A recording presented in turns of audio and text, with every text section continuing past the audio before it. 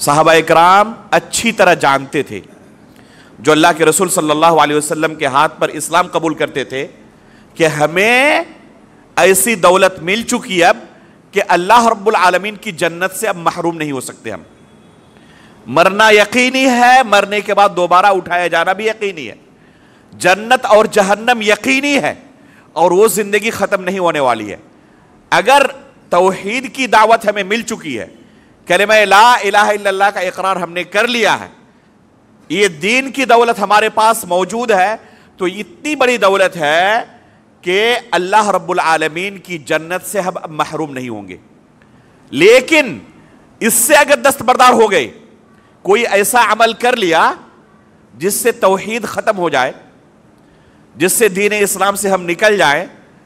تو اس کا نقصان یہ ہوگا کہ ہمیشہ ہمیشہ جہنم میں رہنا پڑے گا، اور یہ خسارہ قابل برداشت نہیں ہے۔ اس وجہ سے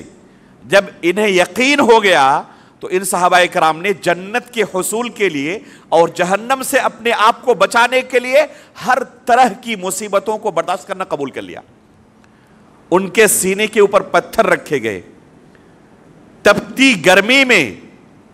انہیں لٹا دیا جاتا اور انہیں ہر طرح سے ٹارچر کیا جاتا، صرف یہ قبول کروانے کے لیے کہ کسی طرح دین اسلام سے پھر جاؤ، اپنا پرانا دین دوبارہ قبول کر لو۔ لیکن انہوں نے کسی بھی صورت میں اس دین سے کمپرومائز کرنا قبول نہیں کیا، یہاں تک کہ ان کی زندگی میں وہ مرحلہ بھی آیا، رسول اللہ صلی اللہ علیہ وسلم نے انہیں بلا کر کہا کہ آپ کے اوپر ایسی ایسی مصیبتیں آ پڑی ہیں، برداشت نہیں ہو رہا ہے آپ کی مصیبتوں کو دیکھنا، مشورہ ہے اگر ہو سکے تو یہ ملک چھوڑ دیں اور ملک حبشہ کی طرف سفر کر کے ہجرت کر کے چلے جائیں۔ وہاں ایک بادشاہ ہے جس کے بارے میں ہم نے سنا ہے کہ وہاں پر کسی کے ساتھ ظلم نہیں کیا جاتا، امن و امان کے ساتھ، آزادی کے ساتھ اس دین پر ٹکے رہنا آپ کے لیے ممکن ہو جائے گا۔ وہاں آپ کو کوئی اس توحید کی نعمت سے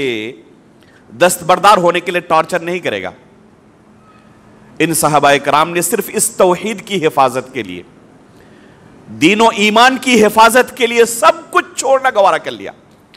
اپنے بال بچوں کو چھوڑا، والدین کو چھوڑا، مال و متاع کو چھوڑا، گھر بار چھوڑا، سب کچھ چھوڑا، اور اس کے لیے ملک حبشہ کی طرف نکل پڑے، صرف دین کی حفاظت کے لیے، کہ اس دین سے کمپرومائز نہ کرنا پڑے، سب کچھ چھوڑنا برداشت کر لیا، اور وہ بھی ایک ایسے ملک کی طرف نکل پڑے جہاں تک پہنچ بھی پائیں گے کوئی یقین نہیں، اس لیے کہ سفر دریائی سفر ہے۔ اس زمانے میں آج کی طرح یہ بڑی بڑی جہازیں نہیں ہوتی تھیں، کشتیاں نہیں ہوتی تھیں، نہ ان کے پاس اتنا پیسہ ہی تھا کہ کوئی بہت اہم سواری کا انتظام کر سکیں اور امن و امان کے ساتھ پہنچ جائیں۔ چھوٹی سی کشتی، وہ بھی سمندر کے اندر، اللہ رب العالمین کا نام لے کر سوار ہو گئے۔ آپ جانتے ہیں ابو موسیٰ اشعری رضی اللہ تعالیٰ عنہ اور ان کا قافلہ وہ آئے تھے قبیلہ اشعار سے اللہ کے رسول کے پاس مدینہ پہنچنے کے لیے، لیکن کیا ہوا، ان کی کشتی مدینہ نہ پہنچ کر کہاں پہنچ گئی؟ ملک حبشہ پہنچ گئی۔ وہ حبشہ نہیں جانے کے لیے اس کشتی پر سوار ہوئے تھے، لیکن چھوٹی سی کشتی کب کس طرف چلا جائے کوئی ٹھیک نہیں۔ اس کے باوجود ان صحابہ اکرام نے ان تمام چیزوں کو نظر انداز کر کے اپنے دین و ایمان کی حفاظت کے لیے اس چھوٹی سی کشتی میں سوار ہونا قبول کر لیا۔ اللہ رب العالمین نے انہیں ملک حبشہ تک پہنچایا۔ یہ مکہ والے پھر بھی ان کا پیچھا نہیں چھوڑے، وہاں تک پہنچ گئے اور وہاں کے بادشاہ کو پھر دوبارہ رجھانے کی کوشش کی کہ ان لوگوں کو ہمارے سپرد کر جایا۔ بالآخر وہاں پر ان کو امن و امان حاصل ہوا اور اپنے دین کی انہوں نے اس طرح حفاظت کی۔